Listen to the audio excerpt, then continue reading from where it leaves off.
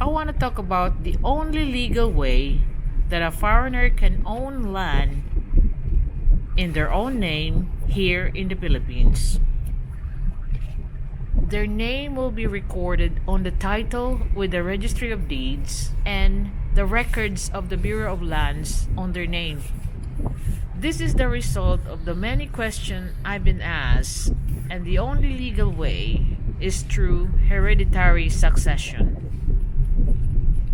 So, what I want to talk about are two general questions. Can a foreigner inherit land?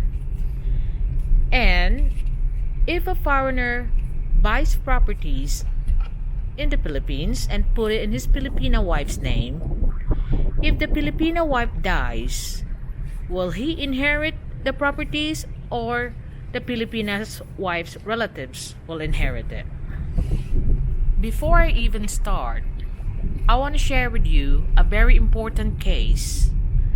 The Ramirez versus Viuda de Ramirez, a case in 1982. The Supreme Court has ruled that a transfer of ownership to a foreigner by way of last will and testament would be unconstitutional.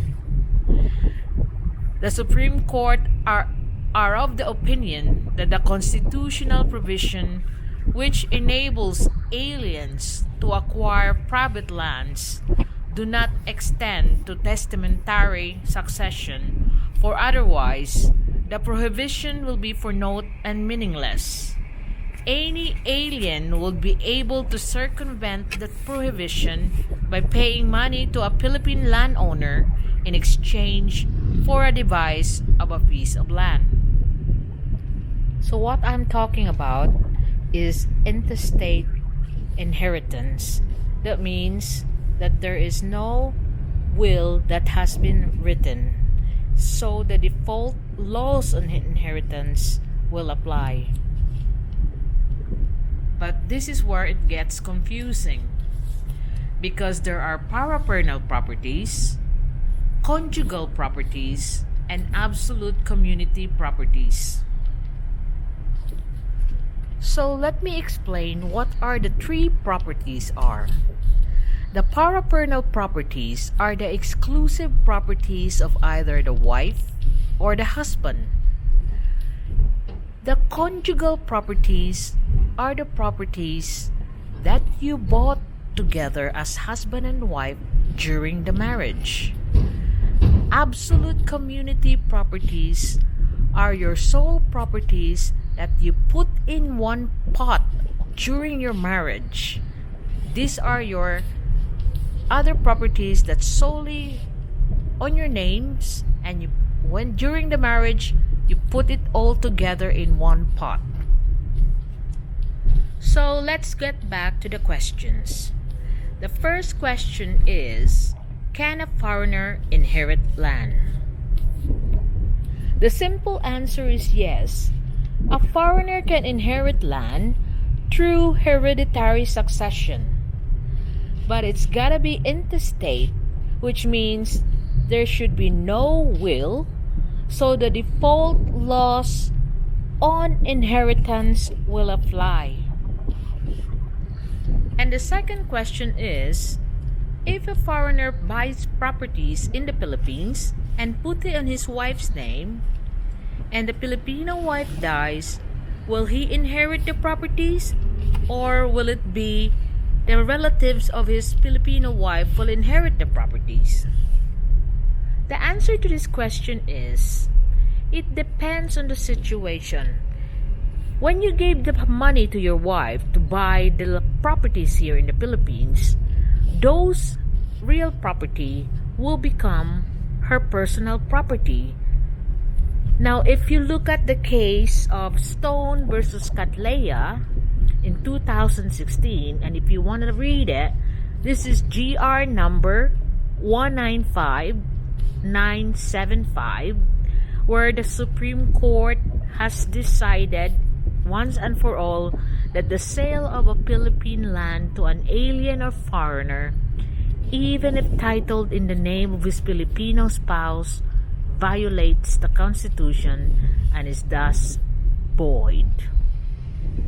So you gotta accept that during your marriage, you gave your wife the money to buy land here in the Philippines. That property becomes her personal property because of the prohibition that foreigners cannot buy land here in the Philippines. When I said it depends, it's because when the wife who bought the land registers the property, if she registers the land as her exclusive parapernal property, then it means she can leave the land by a will to anyone she likes. The way to discover if the title deed of your property is parapernal, it will say the Filipino's name, and it will also, next to her name, will be the parapernal property of, or her or his parapernal property. Now, had it been a conjugal property or an absolute community property, which means that this property was bought during marriage, it will be the Filipina's name married to, if you're a Filipino, that is a conjugal or absolute community. But if you are a foreigner, the Filipina married to a foreigner, it only shows the marital status during which the property was bought. And your name shown on the title does not mean that you are the co-owner of the lot on the title. It only shows her marital status. But it also means that you are a compulsory heir pertaining to that property that's on the title. But there could be other compulsory heir, which can be your children together, her previous children, or can be members of her family. So that's why I said it depends on the circumstances. I cannot answer a case-to-case basis. I could only give you answers on a general question basis. Because answering questions generally is not a legal advice. A legal advice is a legal solution to a problem.